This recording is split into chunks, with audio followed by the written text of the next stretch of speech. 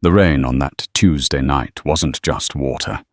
It was acid dissolving the perfect picture of a 15-year marriage. One moment, Sophie Hayes was a wife, a mother, the unseen architect of her husband's success. The next, she was shivering on the curb, a single suitcase at her feet, the click of the front door's deadbolt echoing louder than the thunder above. Her husband, David, chose another woman, Jessica, and threw her out of the life she had built. He called her worthless, a drain, a relic of his past. But he made one fatal mistake. He thought her story ended there. He never imagined that from the depths of betrayal, she would rise, backed by a power so immense it could shatter his world with a whisper. This is the story of how she took back not just her life, but his entire empire. The grand Georgian house in the manicured suburbs of Westport, Connecticut, was more than just bricks and mortar to Sophie Hayes. It was her masterpiece. She hadn't designed the structure itself. It was a century old, but she had breathed life into its bones. Every meticulously chosen farrow and ball paint color, every reclaimed oak floorboard, every custom-built bookshelf that held her husband's prestigious architectural awards was a testament to her vision. She had orchestrated this life, this perfect backdrop for the rising star that was David Hayes, principal of Hayes & Associates. For 15 years, she had been the silent partner, the ghost in his machine, sacrificing her own promising architectural career to raise their 2 children, Lily and Tom, and to refine the blueprints he would later claim as his own.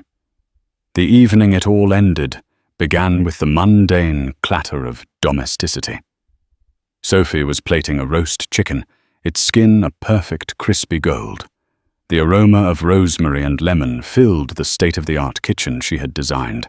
Lily, at 12, was chattering about her soccer game, while 8-year-old Tom was meticulously building a Lego tower on the marble island. It was a scene of idyllic prosperity, a portrait of success. David arrived late, as he often did. He walked in, not with the familiar weariness of a long day, but with a brittle, coiled energy that set Sophie's teeth on edge. He dropped his leather briefcase by the door, the sound echoing in the sudden silence. He barely glanced at the children. "Sophie, we need to talk," he said, his voice flat. He walked past the dining table set for 4 and went straight to the liquor cabinet, pouring a generous measure of scotch. "Dinner's ready."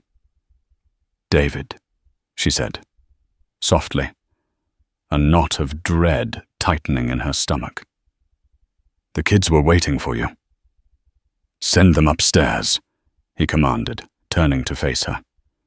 His handsome face, the one that graced the cover of Architectural Digest last spring, was a mask of cold resolve.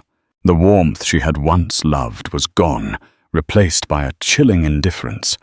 A nervous tremor went through her. "David, what's wrong? You're scaring them." "Just do it," he snapped. With a heavy heart, Sophie ushered the confused children upstairs, promising to bring them their dinner on a tray. When she returned, David was standing by the large bay window, overlooking the rain-lashed garden. Beside him stood a woman. The woman was young, probably in her late 20s, with sharp, professionally highlighted blonde hair and a ruthlessly tailored suit that screamed ambition. She held her chin high, a small, triumphant smile playing on her lips. Sophie recognized her instantly. Jessica Monroe, a junior designer from David's firm. She'd met her once or twice at company galas, a blur of sycophantic compliments and overly familiar touches on her husband's arm. "Jessica," Sophie breathed, her voice a fragile whisper. The perfectly roasted chicken sat on the counter, forgotten. "Sophie." David began, his tone that of a CEO, announcing a corporate restructuring. "Things are going to be changing. Jessica and I are together." The words hung in the air, thick and poisonous. Sophie felt the floor tilt beneath her feet. She gripped the edge of the marble island, her knuckles turning white. "Together? What? What are you talking about, David?" "We're married. We have children." "A marriage that has been a liability for years," he said, his cruelty precise and surgical. "I've outgrown this, Sophie. This house, this life. I need someone who is my equal, someone who understands my world." He gestured towards Jessica. "Jessica is a partner. You plan dinner parties." The insult was designed to flay her, to reduce her 15 years of sacrifice to a trivial domestic task. She thought of the late nights she'd spent poring over his blueprints, fixing a flawed load-bearing calculation, suggesting the atrium design that won him the coveted Viridian Tower project, a design she had sketched on a napkin years ago. He had taken her brilliance and sold it as his own. "How could you?" she stammered, tears blurring her vision. "In our home, in front of our children." Jessica stepped forward, her voice smooth and condescending. "It's for the best, Sophie. David needs to be unencumbered. You've been holding him back." "Holding him back?" Sophie's voice rose, laced with disbelief and fury. "I built this life with you. I gave up my career for you." "And that was your choice," David cut in coldly. "A poor one, as it turns out. I've filed for divorce. My lawyer, Mr. Abernathy, will be in touch with yours. The prenuptial agreement is quite clear. You leave with what you came with." "What I came with, David? I came with nothing. We built this together." "I built this," he corrected her, his voice dropping to a menacing low. "Every brick, every dollar. And this is my house now. Ours," he said, placing a possessive hand on Jessica's waist. "I think it's best if you leave tonight." The sheer audacity of it stole her breath. "Tonight? Where am I supposed to go? My children are upstairs. They'll stay here, of course, in their home. I won't have them uprooted," he said, the hypocrisy thick enough to choke on. "You can pack a bag, one suitcase. Anything else you need, you can request through the lawyers. I've already had your credit cards cancelled. It's cleaner this way." He was cutting her off, severing her from her life with the efficiency of an executioner. He was erasing her. Panic, cold and sharp, pierced through her shock. She looked from David's stony face to Jessica's smug one and saw the totality of her ruin. They had planned this, every detail. "You can't do this," she pleaded, the fight draining out of her, replaced by a desperate, humbling fear. "David, please, think of Lily and Tom." "I am," he said without a flicker of emotion. "They need stability, not a mother clinging to a past that's over. Now are you going to pack, or do I need to have you escorted out?" The finality in his voice was a physical blow. There was no appeal, no negotiation. Her 15 years of love, loyalty, and labor had been liquidated. She was a failed investment being written off. Numbly, she walked past them up the grand staircase she had so lovingly restored the scent of her uneaten family dinner, mocking her from the kitchen below. In the master bedroom, Jessica's designer handbag was already on the nightstand where Sophie's book had rested that morning. She threw clothes into a suitcase with trembling hands. Photos, keepsakes, fragments of her identity. She had to leave them all behind. She crept into her children's rooms. Lily and Tom were asleep, their faces peaceful, oblivious to the earthquake that had just fractured their world. She kissed each of them on the forehead, her tears falling onto their cheeks, a silent, desperate goodbye.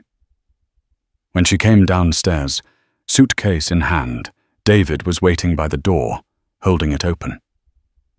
The rain was lashing down, a torrent of grey misery. Jessica was watching from the living room archway, sipping David's scotch as if she had belonged there all her life. "Goodbye, Sophie," David said, his voice devoid of any feeling.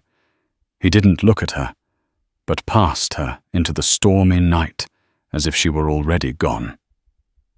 As Sophie stepped out into the deluge, the heavy oak door slammed shut behind her. The sound was a gunshot marking the death of her old life. She stood on the curb, drenched and shaking the single suitcase, a pathetic symbol of her entire existence. The warm, golden light of the house she built glowed behind her, a fortress from which she had been exiled. In that moment, shivering in the cold, unforgiving rain, something inside her broke. But as the despair washed over her, a tiny, hard ember of rage began to glow in the darkness. He thought she was nothing without him. He was about to learn how wrong he was. The first 48 hours were a blur of cold, damp misery. Sophie spent the first night in a cheap motel off the interstate, the kind with flickering fluorescent lights and the lingering smell of stale cigarettes. The gaudy, patterned bedspread felt abrasive against her skin, a universe away from the Egyptian cotton sheets she had woken up in that very morning. Sleep was an impossibility. Her mind was a carousel of horrors, replaying the slam of the door, the smug look on Jessica's face, David's glacial eyes. Every time she closed her eyes, she saw her children's sleeping faces, and a fresh wave of grief and powerlessness would crash over her. Her phone was a useless brick. David had, as promised, cut her off from the family plan. The credit cards in her wallet were just pieces of plastic. The cash, she had $127 tucked into a side pocket of her purse, was all that stood between her and utter destitution. She was a ghost in her own life, financially and digitally erased. The next morning, she used the motel's spotty Wi-Fi to email a few old friends. Her words stilted and laced with shame. She explained a sanitized version of events. "David and I have separated. I need a place to stay for a bit." But the replies were slow to come. Her friends were David's friends, too. They existed within the ecosystem of his success, a world of country clubs, charity galas, and dinner parties she had hosted. To them, she was now an awkward complication. One friend, Susan, offered a stilted apology and a vague promise to check with her husband. The message was clear, sides were being chosen. By the second day, her money was dwindling. A cheap breakfast, a new prepaid phone, a few essential toiletries. She spent hours in a public library, the hushed environment a stark contrast to the screaming chaos in her head. She tried to call the house, desperate to speak to Lily and Tom. David answered. "This is not a good time, Sophie," he said, his voice clipped and annoyed. "I need to talk to my children, David. They must be so confused." "They're fine. I told them you needed some time away to think. I suggest you don't contradict that. It will only upset them." "You told them I left." The injustice was a physical pain, a twisting in her gut. "You threw me out." "The narrative is the narrative, Sophie," he said with chilling detachment. "And I control it. A lawyer has been assigned to you from the firm of Barrow and Steins. All communication, including regarding the children, will go through them. Do not call this number again." The line went dead. He had assigned her a lawyer. Not one she chose, but one he controlled, likely the cheapest one his own high-powered attorney would deign to communicate with. He was building a wall around her, brick by legal brick, ensuring she had no power, no voice, and no access. The library's sterile silence felt suffocating. Sophie fled to a small, steamy coffee shop, nursing a single cup for hours as she scrolled through job listings on the library computer. The results were disheartening. Her resume had a gaping 15-year hole in it. The architectural certifications she'd earned with honors were now dated. The industry had moved on, software had changed, and she was a relic. The few callbacks she received for low-level drafting positions were polite but firm rejections. "We're looking for someone with more recent project experience," they'd say. David's name was on every significant project in the region for the last decade. She was professionally as well as personally in his shadow. Days bled into a week. The motel became an untenable expense. She spent 2 nights in her car, a 5-year-old Volvo station wagon that was registered in David's name, and she knew would soon be repossessed. She would park in the far corner of a 24-hour supermarket lot, trying to sleep in the reclined driver's seat, jumping at every passing shadow. The shame was a physical weight pressing down on her chest, making it hard to breathe. She was Sophie Hayes, who once debated the merits of Italian marble versus Brazilian slate, now trying to find a public restroom to wash her face in. She sold her grandmother's locket, the last piece of jewelry David hadn't thought to take for a pittance at a pawn shop. The $200 it fetched bought her another few days at a different, even grimmer motel. It was here she hit her lowest point. A call finally came through from the lawyer David had assigned her. A man named Mr. Peterson, with a weary, disinterested voice. He explained the terms of the divorce settlement, as dictated by the prenuptial agreement she'd signed, in a haze of love-struck optimism 15 years ago. She would receive a one-time payment of $50,000. She would have no claim on the house, his income, or his business assets. As for the children, David was filing for sole custody, citing her emotional instability and lack of financial resources. "He's claiming I'm unstable," Sophie cried into the phone, her voice cracking. "He threw me out with nothing. He has a signed affidavit from a psychiatrist. He and Jessica consulted, expressing concern over your erratic behavior in the weeks leading up to the separation." Mr. Peterson droned on, as if reading a grocery list. "He's building a case, Mrs. Hayes. He alleges you were becoming withdrawn and hostile. It would be a very difficult, very expensive fight." The lie was so audacious, so perfectly cruel, it left her breathless. He was retroactively painting her as the villain, using her dawning realization of his affair as evidence of her instability. He was gaslighting her past. After the call, Sophie lay on the lumpy motel bed and stared at the water-stained ceiling. The despair was a black ocean, and she was sinking.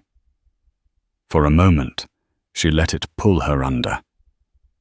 What was the point of fighting? David held all the cards. He had the money, the power, the reputation. He had her children. He had already won.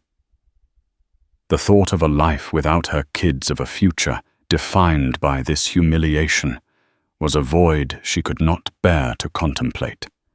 It was the thought of Jessica in her kitchen, tucking her children into bed, that brought her back. The rage, which had been a small ember, roared into a furnace. It burned away the despair, the self-pity, the fear. It forged something new in the hollow space inside her, a cold, hard, diamond-sharp resolve. David was right about one thing. The old Sophie, the trusting wife and self-sacrificing mother, was a liability. She had been weak. She had been foolish. that Sophie was gone, destroyed on the night he'd slammed the door in her face. She sat up, the thin mattress creaking in protest. She had $50,000 coming her way. To David it was pocket change, a nuisance fee to get rid of her. To her, it would have to be a weapon. It wasn't enough to fight him in court, not in the way he fought with teams of expensive lawyers. She couldn't win his game, so she would have to create a new one. She pulled out a cheap notepad she'd bought at the pharmacy and a pen. At the top of the page she wrote, "The Viridian Tower," the project that had made him, the project whose core concept she had created. Her mind began to work for the first time in weeks, not with grief, but with the familiar humming clarity of an architect solving a complex problem. She started sketching not buildings, but a plan, a blueprint for revenge. She didn't know how yet, but she would dismantle David Hayes's life. She would not just take back what he had stolen from her. She would take everything, and she would use the very talent he had exploited to do it. The woman who checked out of that grimy motel the next morning was not the same one who had checked in. The victim was gone. A predator was learning how to hunt. Sophie's $50,000 settlement felt less like a lifeline and more like an insult, a final severance package for 15 years of service. It was enough to rent a small one-bedroom apartment in a less fashionable part of Stamford and to buy groceries. But it was a pittance against the legal and financial fortress David had built around himself. She knew every day she spent just surviving was a day her war chest dwindled. Her new life was a study in anonymity. She was no longer Mrs. Hayes of Westport. She was just Sophie, a woman with a haunted look in her eyes who kept to herself. Her days were spent in a relentless, frustrating cycle, scouring job sites, sending out resumes, and receiving polite rejections. The 15-year gap in her portfolio was a chasm she couldn't seem to cross.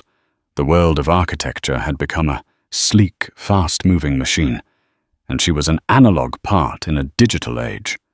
To keep her skills sharp and her mind from succumbing to the bleakness of her reality, she spent her afternoons at a small independent coffee shop called The Daily Grind. With her laptop and a single cup of coffee that she made last for hours, she worked. She wasn't just drafting, she was creating. She poured all her pain, rage, and frustrated brilliance into new designs. She conceived of structures that were bold, sustainable, and innovative. Everything David's recent work was not. His designs had become staid, corporate, predictable. He was iterating. She was imagining.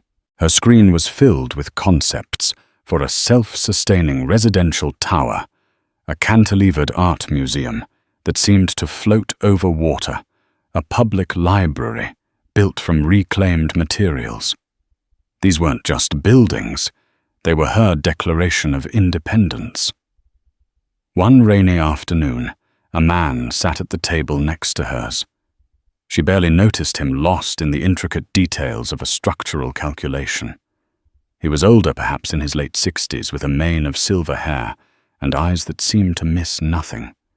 He was impeccably dressed in a bespoke charcoal suit, an island of quiet authority in the bustling cafe.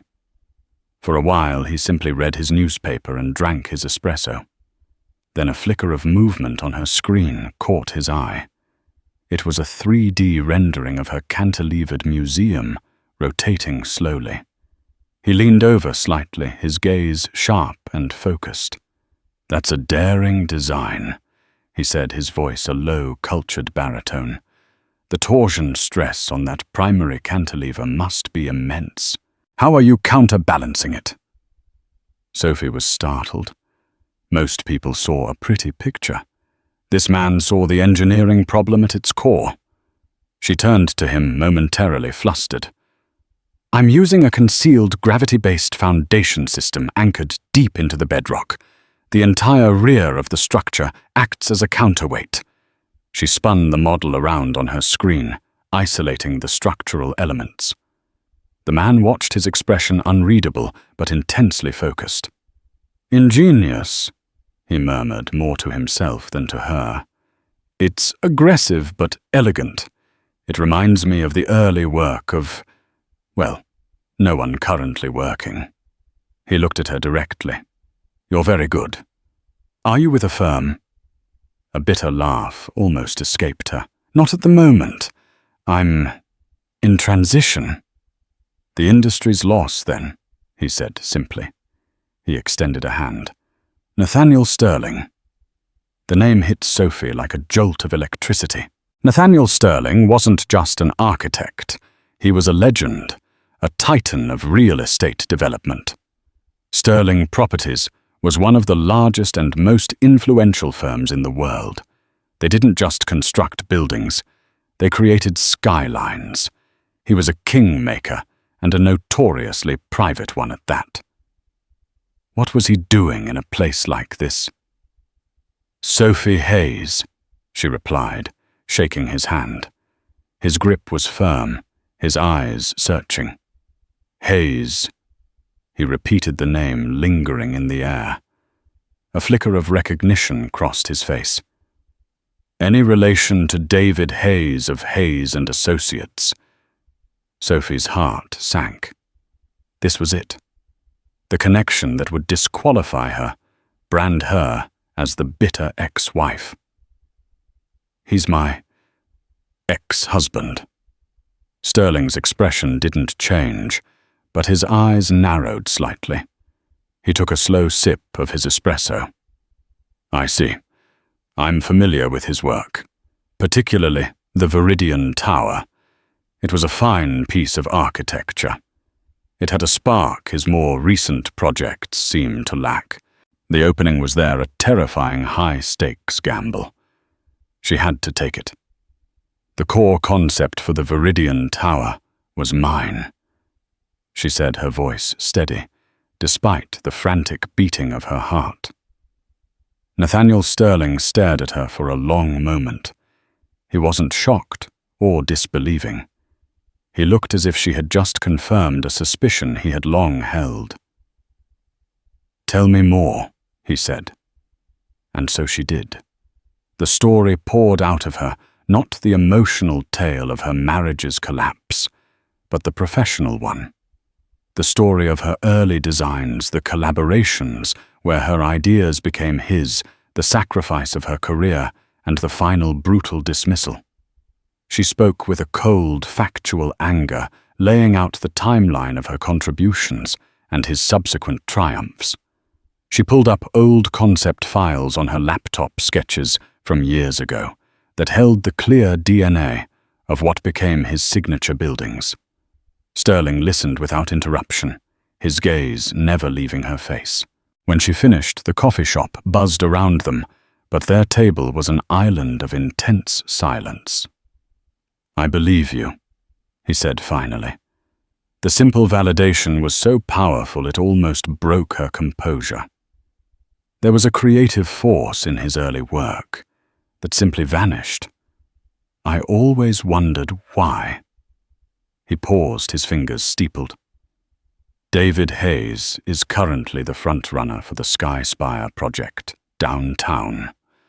My project. It's the most ambitious development in this city's history. He is confident, arrogant, and he believes the contract is already his." Sophie felt a chill run down her spine. The Sky-Spire was a legacy project, a billion-dollar behemoth that would reshape the city. "He is also," Sterling continued, his voice taking on a harder edge, "the son of a man who destroyed my father's business 40 years ago. Walter Hayes built his company on the ruins of my family's legacy. I have been waiting a very long time for an opportunity to return the favor. But I will not do it by sacrificing architectural integrity. I need to beat him, and I need to do it with a superior vision." He looked from her face to the designs on her screen. A plan was forming in his sharp, calculating eyes. "You have the talent, Ms. Hayes. What you lack are the resources and the platform. I can provide both," he said. "I will fund you. I will set you up with a full team, the best software, whatever you need. You will work under a new firm, name one, with no connection to me. You will enter a bid for the Sky-Spire project. You will go head-to-head with your ex-husband." Sophie was speechless. It was an offer beyond her wildest dreams, a lifeline thrown from an unimaginable height. "This is not charity," Sterling cautioned, his voice firm. "This is an investment. I am investing in your talent, and frankly, in your motivation. Revenge is a powerful fuel, but if you win, you will have to deliver the finest skyscraper this coast has ever seen. If you fail, Hayes and Associates gets the contract, and I will have lost a great deal of money and my one chance to settle an old score. The risk is enormous." He stood up, placing a sleek black business card on her table. "Go home. Think about it. If you decide you have the stomach for this fight, my assistant will be waiting for your call. Don't take too long. Geniuses like your ex-husband don't like to be kept waiting." With a nod, he was gone, leaving Sophie staring at the card. Nathaniel Sterling, CEO. Sterling Properties. Her hands were trembling. This wasn't just a lifeline, it was a weapon. A powerful, dangerous weapon being placed directly into her hands. David had cast her into the depths, expecting her to drown. He never imagined she would find a titan in the abyss, waiting to help her rise. Sophie's call to Nathaniel Sterling's office was answered before the first ring had finished. The efficiency was a stark reminder of the world she was about to enter. Within an hour, a black town car was waiting for her outside her drab apartment building. It whisked her away to a sleek, unmarked office tower in downtown Manhattan that wasn't listed as a Sterling Properties address. This was one of his private incubators, a place where high-stakes projects were born in secrecy. The woman who met her was named Ms. Vance Sterling's executive assistant. She was a woman in her 50s with an air of quiet, formidable competence.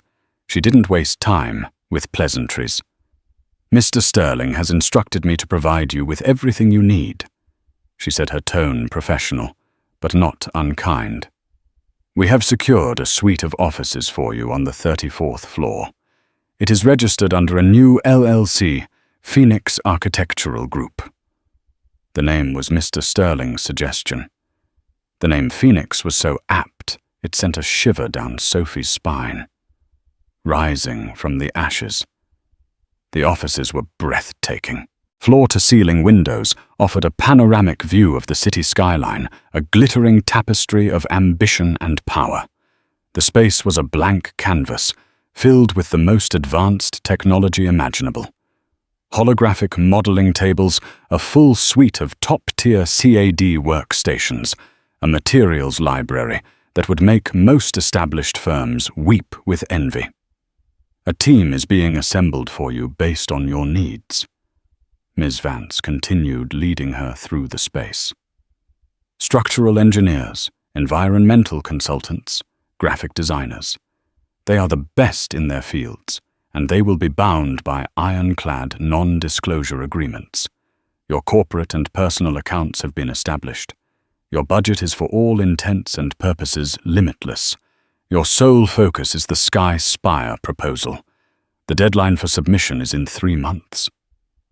Sophie walked through the empty office, her footsteps echoing on the polished concrete floors. Just weeks ago, she had been sleeping in her car. Now she stood at the helm of a multi-million-dollar operation.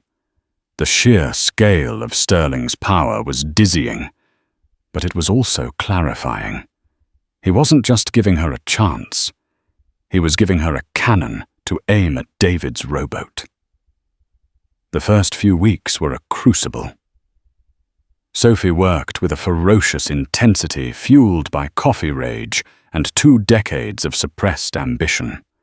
She shed the last vestiges of the suburban wife and mother. Her wardrobe, once filled with tasteful but unassuming attire, was replaced with sharp, tailored pieces in shades of charcoal navy and black curated by a stylist Ms. Vance had arranged. Her hair was cut into a sleek, no-nonsense bob.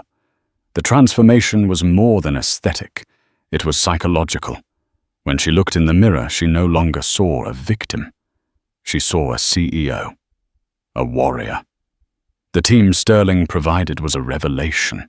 They were brilliant, dedicated professionals who treated her not as David Hayes' ex-wife, but as the visionary behind Phoenix Group.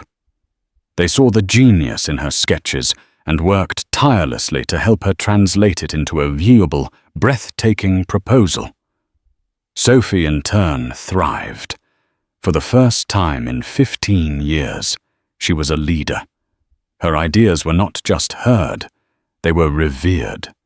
She had forgotten the exhilarating thrill of collaboration, the symphony of brilliant minds working in concert. Her design for the Sky-Spire was revolutionary. While David's leaked preliminary concepts showed a traditional, powerful but ultimately sterile glass and steel monolith, Sophie's was a living, breathing structure. It was a twisting, asymmetrical tower inspired by the double helix of DNA wrapped in a kinetic facade of photovoltaic panels that would shift with the sun, generating a significant portion of the building's own power. It incorporated vertical gardens, a rainwater harvesting system, and a public atrium on the 50th floor that would be a new park in the sky for the city. It was not just a building, it was a statement. It was bold, futuristic, and sustainable. It was everything David's work wasn't. Nathaniel Sterling was a demanding but brilliant mentor. He would appear in her office unannounced, sometimes late at night, to review her progress. He was ruthless in his critiques, pushing her on every detail, from the financial viability to the aesthetic impact. "Good is not good enough, Sophie," he told her one night as they studied a holographic model of the tower. "To beat a man like David Hayes, you cannot be his equal. You must be his undoing. Your design must be so undeniably superior that to choose his would make the selection committee look like fools." He also taught her about the business of power. Architecture is only half the battle, he explained. The other half is perception politics. You need to build a narrative. Under his guidance, Sophie began a subtle but effective media campaign. Phoenix Group started a design blog showcasing its philosophy without revealing its main project. They published white papers on sustainable urban development. They made strategic donations to architectural schools. They weren't just building a proposal, they were building a brand. Sophie, once a ghost in her husband's career, was becoming a name, a quiet but powerful force in the industry. The only part of her old life that still pierced her new armor was the children. Her weekly supervised phone calls with Lily and Tom were agonizing. David was always there, listening, his presence a suffocating weight on the conversation. The children sounded distant, confused. Lily once asked Daddy, said you needed to be alone to get better. "Are you better yet?" "Mommy." The lie so casually wielded by David was a fresh stab to her heart every time. But instead of letting the pain weaken her, Sophie channeled it. Every tear she shed for her children became another hour spent perfecting the Sky-Spire design. They were her why. She wasn't just doing this for revenge anymore. She was doing this to show her children who their mother truly was, not a broken woman who left but a brilliant creator who was forced out and fought her way back. 3 months passed in a blur of sleepless nights and relentless work. On the day of the submission, Sophie stood before her team. The final proposal was a masterpiece, a multi-volume set of binders containing thousands of pages of blueprints, environmental reports, financial projections, and stunningly realistic renderings. "We've created something extraordinary," she told them, her voice ringing with a confidence she hadn't possessed since she was a student at the top of her class. "Whatever happens from here, be proud of what is in these boxes." As the courier came to take the proposal to the City Development Board, Ms. Vance handed Sophie an envelope.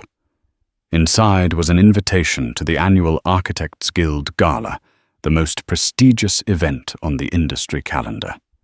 David Hayes was the keynote speaker. Mr. Sterling believes it is time for Phoenix Group's CEO to make her public debut. Ms. Vance said, a ghost of a smile on her lips. Sophie looked at the invitation. This was it, the first battle. She would no longer be a ghost. She was about to step back into David's world, not as the wife he'd discarded, but as the rival he never saw coming. The Architects Guild Gala was held at the Museum of Modern Art, a temple of design and influence.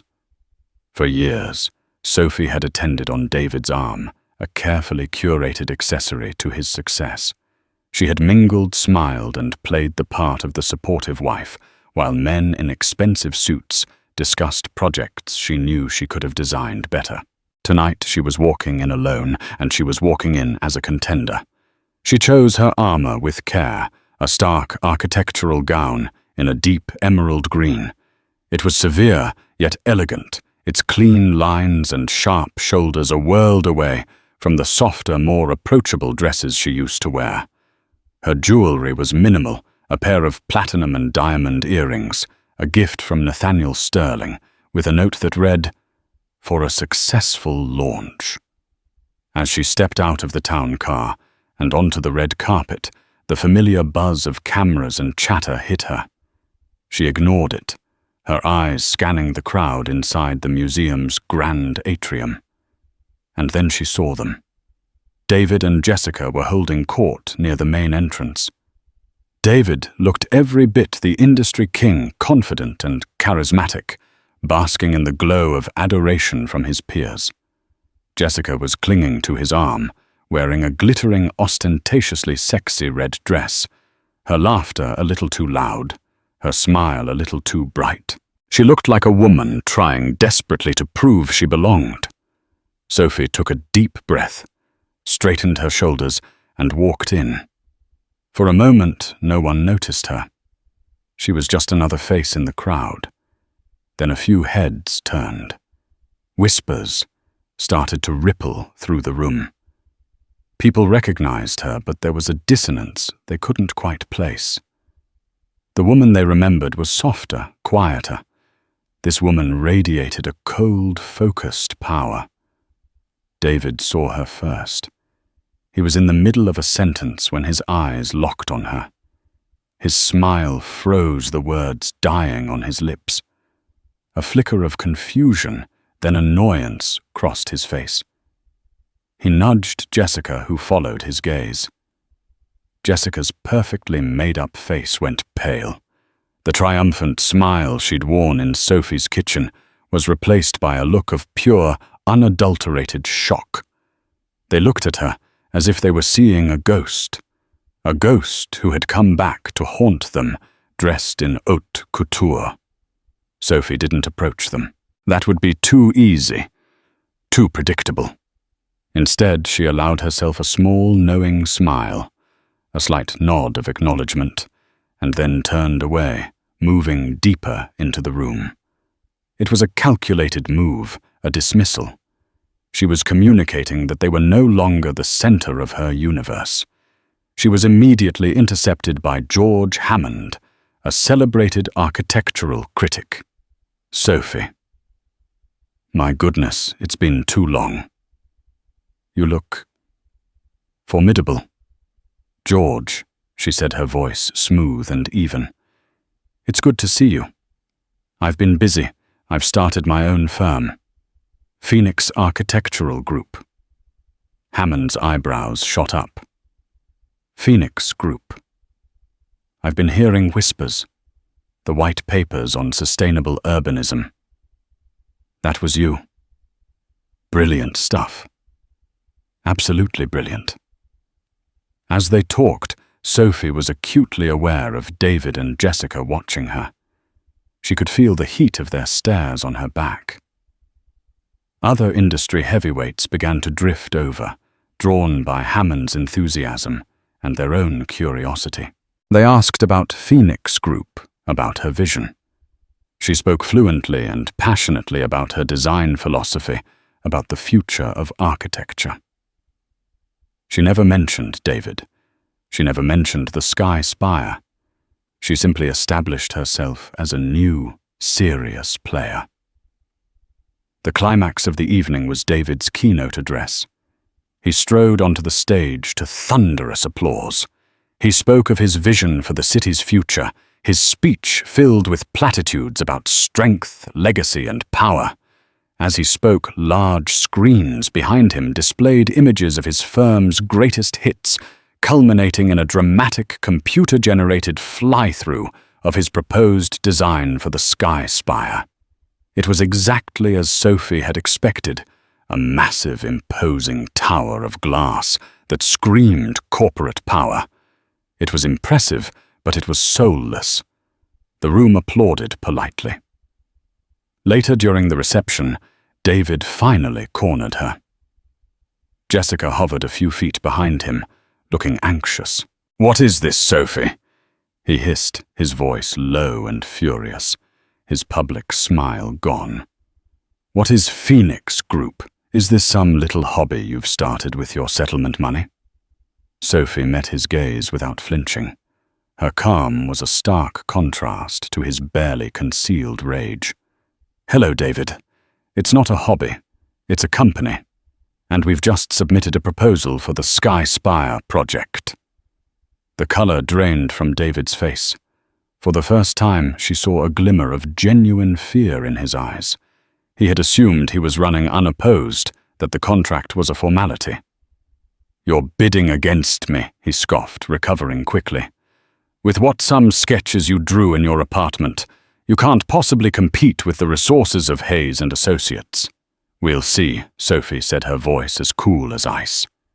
"My design speaks for itself. Perhaps the city is ready for a vision of the future that isn't just about ego and glass boxes." The jab hit its mark. She saw a flash of insecurity in his eyes, the deep-seated knowledge that his best ideas had never truly been his own. Jessica, unable to stay silent, stepped forward. "You have no right, Sophie. David has worked his entire life for this. You're just trying to ruin him because you're jealous." Sophie finally turned her full attention to the younger woman. She looked her up and down slowly, her expression one of pity, not anger. Jealous of what exactly? Of a woman who had to steal someone else's husband because she couldn't build a career on her own merit. "No, Jessica. I'm not jealous. I'm just getting started." She turned her back on them both and walked away, leaving them standing there, stunned and exposed in the middle of the glittering crowd. The first strike had been launched. She hadn't needed to raise her voice or cause a scene. She had simply shown up and announced her existence. She had planted a seed of doubt and fear in the heart of David's empire. As she left the gala, she knew the battle for the Sky-Spire was no longer just a competition between two architectural firms. It was a war, and David Hayes was just beginning to realize he was no longer fighting the woman he had thrown out in the rain. He was fighting the fire she had become. The weeks following the gala were a tense period of silence. Both Phoenix Group and Hayes and Associates had submitted their proposals for the Sky-Spire, and the city's development board was now in deliberation. The industry was buzzing with speculation. The unexpected emergence of Phoenix Group, led by the enigmatic Sophie Hayes, had turned a presumed coronation for David into a real contest. David reacted with predictable arrogance, launching a PR blitz that portrayed Hayes and Associates as the only firm with the experience and gravitas to handle a project of such magnitude. He gave interviews dismissing Phoenix Group as a boutique firm with interesting ideas but no practical track record. Behind the scenes, however, he was rattled. Sophie knew he would be pulling every string he could, leveraging every political connection, calling in every favor. Sophie, guided by Nathaniel Sterling, played a different game. They didn't counter David's bluster. Instead, they focused on a quiet, targeted campaign aimed directly at the members of the selection committee. They sent them detailed follow-up briefs, not on the beauty of the design, but on its economic and environmental advantages, the long-term energy savings, the increased public space, the projected boost to local businesses. They were fighting with data, not just dreams. During this time, Nathaniel revealed the full story of his history with the Hayes family. Walter Hayes. David's father was my father's partner. He explained one evening in Sophie's office, his voice heavy with memory. They built a company together from the ground up. But Walter was ruthless. He cooked the books, created a false crisis, and forced my father to sell his shares for pennies on the dollar. It destroyed him. He died a year later. Walter used that stolen foundation to build what would eventually become Hayes and Associates. His eyes met Sophie's. This isn't just business for me, Sophie. It's justice. The revelation solidified their alliance. This was a battle being fought on two fronts across 2 generations. The day of the final presentation arrived. Both teams were to present their proposals in person to the board. David went first. From a live feed in a nearby conference room, Sophie Nathaniel and her team watched. David was slick, polished, and persuasive. He spoke of legacy of a tower that would be a monument to the city's strength. But his presentation was all style and little substance. When faced with tough questions about the building's environmental impact and running costs, his answers were vague, filled with corporate jargon. Then it was Sophie's turn. She walked into the boardroom alone, a single laptop her only prop. She was calm, poised, and exuded an authority that captivated the room. She didn't start with grandiose pronouncements. She started with a problem, the challenge of modern urban living. She spoke of the need for buildings that give back to their community, that breathe and adapt. Then she unveiled her design. She didn't just show them renderings. She walked them through a day in the life of the Sky-Spire, from the public park in the atrium to the energy-generating facade. She had an answer for every question, a data point for every concern. Her mastery of the material was absolute. When she finished, there was a moment of stunned silence in the boardroom, followed by an audible murmur of appreciation. But Sophie wasn't finished. This was the moment for the final devastating blow. "There is one more thing I'd like to address," she said, her voice steady. "It's a matter of creative integrity. The foundation of any great project is an original idea." She clicked to a new slide. On the screen was a scanned image of a faded drawing on a cocktail napkin. It showed a rough but unmistakable sketch of a twisting organic skyscraper. The date on the napkin was 15 years ago. This, Sophie said, is the original concept sketch for what later became the Viridian Tower, the project that launched Hayes and Associates into the upper echelon. She then clicked to the next slide. It was a page from an old sketchbook, filled with her own handwriting and more refined drawings of the same concept. Finally, she showed the board the official published blueprints of the Viridian Tower, signed by David Hayes. The lineage was undeniable. The design that built my ex-husband's reputation was my own. She stated, her voice devoid of emotion. It was a concept I created while we were married, one of many I contributed without credit. I am not here to relitigate my past. I am here to establish a fact.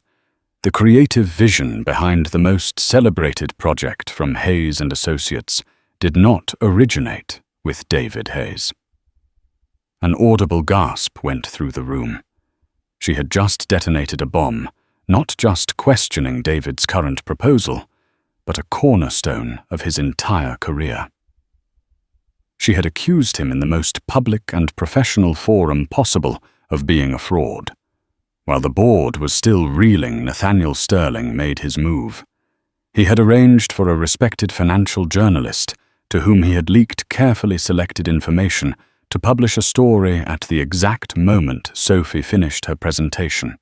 The article went live online just as the board members were checking their phones. The headline was explosive: "Questions of fraud and embezzlement swirl around Hayes and Associates."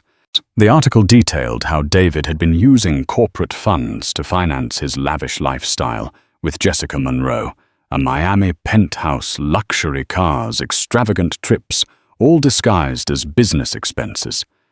It detailed how he had leveraged the company against risky personal investments. But the most damning part was the evidence provided by an anonymous source of David taking out a second mortgage on his and Sophie's home before kicking her out, an illegal act since her name was still on the deed. He had forged her signature. The 1-2 punch was devastating. In the boardroom, Sophie had dismantled his professional credibility. Outside, Sterling had shattered his financial and ethical reputation. When David left the presentation, he was met not by fawning reporters, but by a barrage of questions about fraud and forgery. His confident facade crumbled, replaced by a panicked, hunted look.